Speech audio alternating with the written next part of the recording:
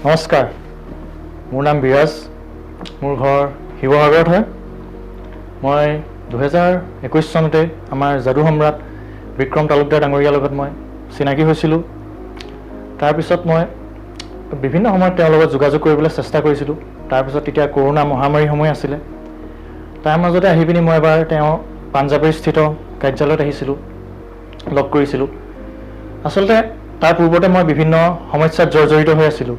সমস্যা মানে কি, কিছুমান ব্যক্তিগত সমস্যা, তাৰপিছত কেৰিয়াৰ ৰিলেটেড সমস্যা আদিত মই জৰ্জৰিত হৈ আছিলোঁ অলপ। তাৰপিছত হতাশাই অলপ আৱৰি ধৰিছিলে। তেতিয়া তেওঁৰ ওচৰত মই পৰামৰ্শ ল'বলৈ আহিলোঁ। এবাৰ বোলো তেনেকৈ দেখাই চাওঁচোন। তেওঁৰ বিষয়ে বিভিন্ন সংবাদ মাধ্যমত বা ছ'চিয়েল মিডিয়াত গম পাইছিলোঁ। তেতিয়া বোলো এবাৰ তেওঁৰ গুৰিত গৈ চাওঁচোন। তেওঁৰ গুৰিত আহিছিলোঁ, তাৰপিছত চিনাকি হৈছিলোঁ। তেতিয়া মই কথা পাতিছিলোঁ। তেতিয়া তেওঁ মোৰ গোটেই বস্তুবোৰ চাই বিশ্লেষণ কৰি মোক কিছুমান পৰামৰ্শ দিছিলে। তেতিয়া বিশেষকৈ মোৰ কেৰিয়াৰ ৰিলেটেড বিভিন্ন মই প্ৰতিযোগিতামূলক পৰীক্ষা দিছিলোঁ যদিও তেতিয়া সফল হ'ব পৰা নাছিলোঁ। তাৰপিছত তেওঁ জ্যোতিষশাস্ত্ৰৰ দিশৰ পৰা চাই পিনি মোক বিভিন্ন পৰামৰ্শ দিছিলে। সেই পৰামৰ্শবোৰ মই কৰিছিলোঁ। কৰি পিনি মই লাহে লাহে মোৰ ধীৰে ধীৰে পৰিৱৰ্তন আহিবলৈ ধৰিছিলে। তাৰপিছত এতিয়া 2025 চনত মই চৰকাৰী নিযুক্তি লাভ কৰিবলৈ সক্ষম হৈছোঁ। তেওঁৰ লগত তেতিয়া মোৰ ঘনিষ্ঠতা থকাৰ কথা গম পাই মোৰ দুজনমান বন্ধু বান্ধৱো তেওঁৰ ওচৰত আহিছিলে।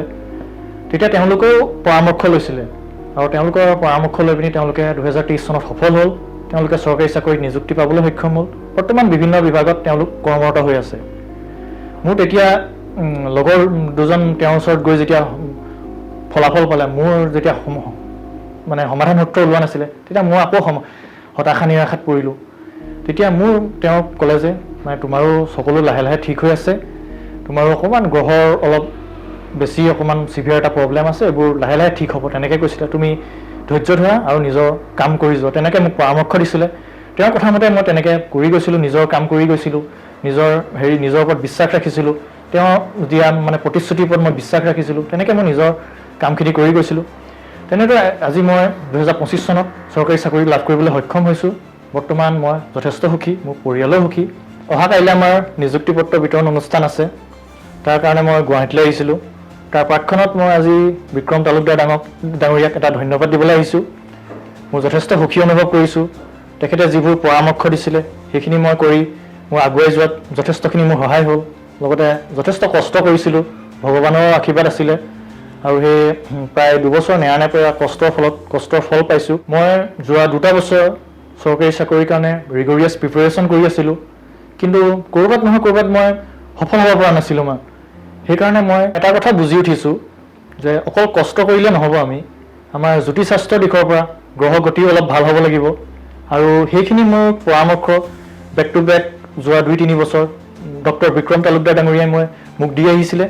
আৰু সেইকাৰণে মই তেখেতৰ ওচৰত চিৰকৃতজ্ঞ। আৰু ভৱিষ্যতেও মই জীৱনৰ প্ৰতিটো খোজত আগুৱাই যাওঁতে তেখেতৰ দিহা পৰামৰ্শ লৈ যাম আৰু তেখেতেও মোক সদায় দিহা পৰামৰ্শ দি যাব বুলি মই আশা ৰাখিছোঁ। আৰু মই বিক্ৰম তালুকদাৰ ডাঙৰীয়াক ধন্যবাদ জনাইছোঁ। আপুনি যদি জীৱনত কিছুমান সমস্যাৰে যুঁজি আছে আৰু সেই সমস্যাৰ সঠিক সমাধান বিচাৰি পোৱা নাই, তেনেহ'লে ইয়াৰ সঠিক সমাধানৰ বাবে আজিয়ে যোগাযোগ কৰক বিক্ৰমাদিত্য এষ্ট্ৰ এণ্ড স্পিৰিচুৱেল চেণ্টাৰত। যোগাযোগৰ নম্বৰ 8822332200।